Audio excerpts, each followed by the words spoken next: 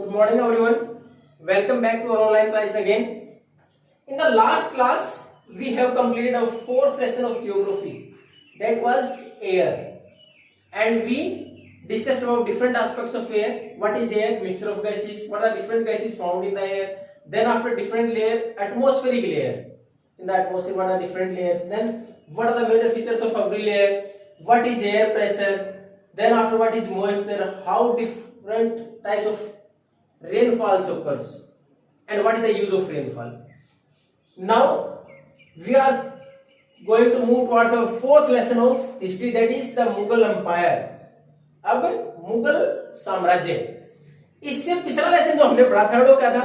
The सल्तनत period, सल्तनत काल हमने पढ़ा था जहां सुल्तान रहे, शासन किया।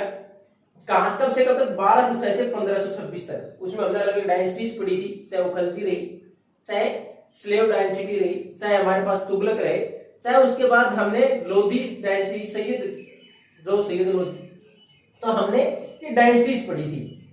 यानी हमने ये 5 डायनेस्टीज पीछे पढ़ी थी।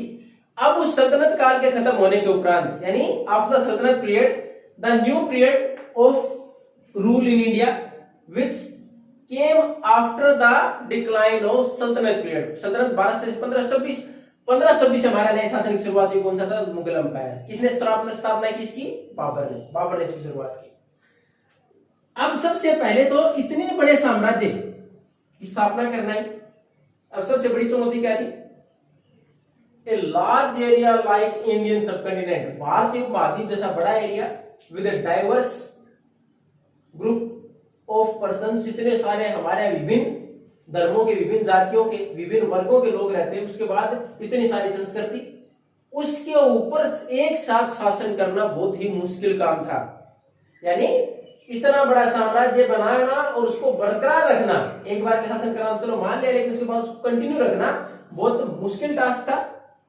और इससे पहले हमने देखा था कि कुछ समय के लिए, यानी जो सल्तनत काल के दौरान की अगर बात करें तो कुछ समय तक तो साउथ तक पहुंच गए थे, लेकिन वो उसको रिटेन नहीं रख पाए, अपने शासन को बरकरार नहीं रख पाए। लेकिन मुगलों ने इसको साबित किया। मुगलों ने इतने बड़े साम्राज्य की स्थापना भी की और उसको कंटिन्यू भी रखा और लंबे समय तक रखा। अब इसकी शुरुआत करें तो उन्होंने अपना साम्राज्य शुरुआत में तो कहां तक सीमित थे? वो आगरा और दिल्ली तक। यानी मुगलों ने भी शुरुआत में शासन की बात करें तो आगरा और दिल्ली तक ही सीमित थे। लेकिन इन द मिडल ऑफ और later half of the 16th century, later half, second half की बात करें, और सेकंड हाफ की मतलब 16th सेंचुरी 1550 के बाद, यानी 1550 के बाद उसकी बात करें तो मुगलों ने अपने शासन को धीरे धीरे दिल्ली से बाहर बढ़ाना शुरू कर दिया। और up to the last of 16th and 17th century, 17वीं शताब्दी के अंदर तो they nearly about control all over India as well as some parts of Iran, Iraq, Afghanistan. तो इंडियन सबकॉन्टिनेंट के ज्यादा हिस्सों के ऊपर उन्होंने शासन कर लिया। अब इतना बड़ा साम्राज्य स्थापित किया, उसको कंटिन्यू भी रखा और लंबे समय तक रखा। उसके साथ साथ इन्होंने जो गवर्नेंस की स्टाइल थी, यानी शासन करने की जो व्यवस्था थी, उसको भी इतना मजबूत बनाया जिसको कि आगे की सरकारों ने फॉलो किया। Even they made some structure of administration, कुछ प्रशासन के इस प्रकार के स्ट्रक्चर निर्माण किए गए, बिल्डिंग इस प्रकार की बनाएगी which are follow till now, जिनका कि हम आज भी इस्तेमाल करते हैं। उसमें एग्जांपल 2 दिन पहले का एग्जांपल ले ले।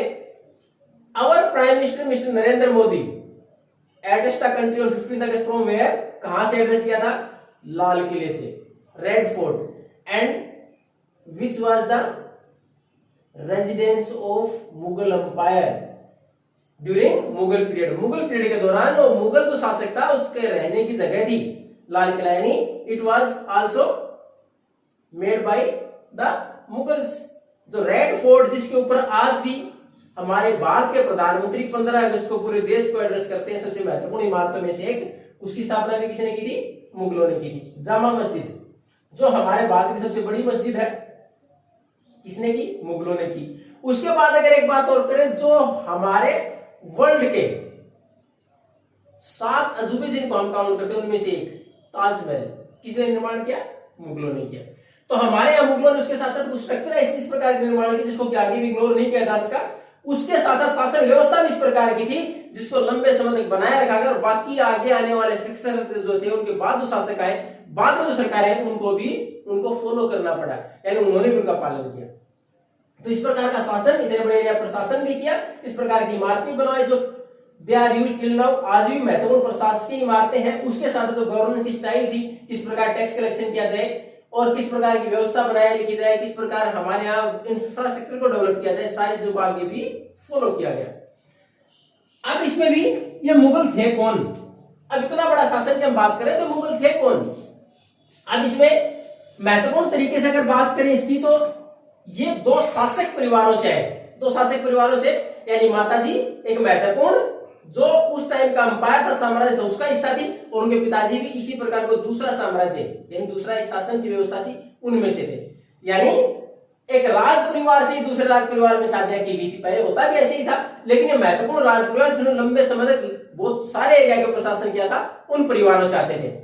अब उनकी माताजी की बात करें तो she belong to the family of Genghis Khan, और बहुत सारे चंगेज खान भी लिखा हुआ है।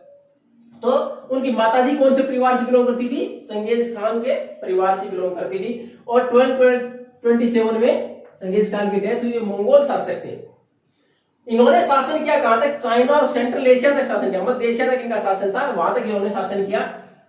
और उनके जो पिताजी थे वो कौन से शासन से बिलोंग करते, तिमूर लंग जो शासक रहे उनके परिवार से थे। तिमूर लंग की 1404 में डेथ हो गई थी। और इन्होंने शासन कहां से, ईरान, इराक और तुर्की तक शासन किया। यानी दो महत्वपूर्ण साम्राज्य जो थे उनके परिवारों से आते थे मंगोल, ये जो हमारे मुगल्स। अब इसमें तिमूर जो थे, तिमूर लंग ये शासक अगर चंगेज खान से तुलना करें तो अच्छे रहे। अब मुगल नहीं चाहते थे कि उनकी पहचान यहां से आए, मुगल आए कहां से, मंगोल से मुगल बनाए, लेकिन मुगल कभी नहीं चाहते थे कि हमारा नाम मंगोल शासकों के नाम पर पड़े। उसका कारण क्या था, आपकी बुक में उसको मेंशन कर रखा है, क्योंकि ये जो शासक रहे, ये जो शासक रहे, ये कोई ज्यादा अच्छे शासक नहीं थे। ही किल्ड न्यूमरस पीपल, बहुत सारे लोगों को मारा था इन्होंने। और इवन मैसेकेड का तो बहुत सारे लोगों को एक साथ मार देना, नरसंहार करना। यानी ये कोई अच्छे शासक नहीं रहे, अत्याचारी शासक रहे, बहुत सारे लोगों को मारा गया था। वो नहीं चाहते थे कि इस प्रकार के शासन के नाम से हमें जाना जाए, यानी कहीं ना कोई इंप्रूवमेंट चाहते थे अपने शासन में। और दूसरी तरफ वो गर्व महसूस करते थे जब उनको ये माना जाता कि they belong to the dynasty of Timur Lang, कि वो उस रियासत से आते हैं, यानी उससे इनका आगे की जो शासन व्यवस्था वो चल रही है, तो उसके ऊपर वो गर्व करते थे, क्योंकि ये कहीं ना कहीं इससे अच्छे शासक रहे। यानी पिताजी के नाम से ही इन्होंने शासन को आगे बढ़ाने का प्रयास किया और उसी के नाम से अपने आप को गर्व महसूस करते शासन चलाने में। और उनमें एक गर्व की बात क्या थी कि पहली बार दिल्ली पर अगर मंगोल ने शासन किया तो ये तिमूर लंग ने किया था, जिसने 1398 में भारत पर आक्रमण किया, और उसके बाद कुछ समय के लिए एक बार वो दिल्ली पर पहली बार कब्जा किया गया था। तो इस वजह से वो चाहते थे कि बाद में जो शासन किया तो इसके ऊपर वो गर्व महसूस करते थे। अब इसके साथ इन्होंने अपनी व्यवस्था को बनाए रखने के लिए देखोगे कि इन्होंने इनको तो बिल्कुल भुला दिया, इसके साथ तो कोई रिलेशन ही नहीं रखा।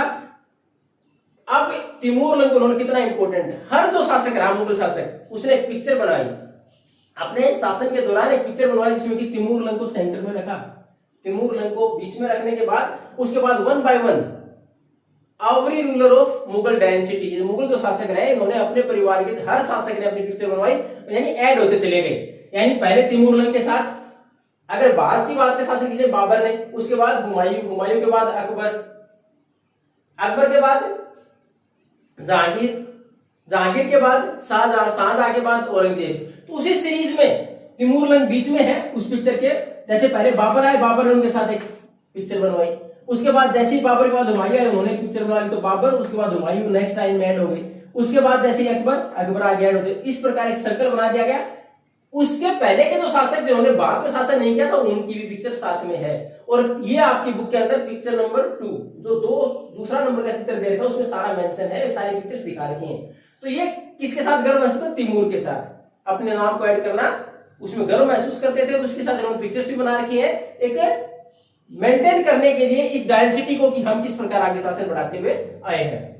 और अब हम आगे इन्होंने किस प्रकार अपना शासन बढ़ाया, किस प्रकार अलग अलग शासक रहे, कब से कब तक रहे, इसको हम कंटिन्यू करेंगे हमारी नेक्स्ट क्लास में।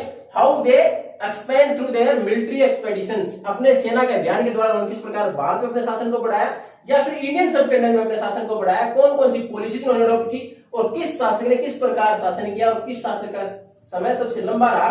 हालांकि आपने तो बहुत सारे सीरियल्स पे आते हैं, अकबर का समय इनमें सबसे ज्यादा रहा। He ruled nearly about 50 years, लगभग 50 साल तक अकबर ने शासन किया था। At the age of 13 he became the emperor. 13 साल की उम्र में शासक बन गया था। हालांकि उससे छोटे बने थे कौन, जिन्होंने पहली शुरुआत की थी। बाबर तो 12 साल में बन गए थे। तो हम ये सारा करनी तो केवल इंट्रोडक्टरी पार्ट था, इंट्रोडक्शन था हमारा कि सल्तनत काल के बाद किस प्रकार मुगल शासन की शुरुआत हुई और मुगल शासन ये नाम किस प्रकार आया, उनके जो एंसेस्टर्स थे, पूर्वज थे, वो कौन थे और किस प्रकार अभी बाद में शासन करेंगे। We are going to continue in the next class. Thank you and have a nice day.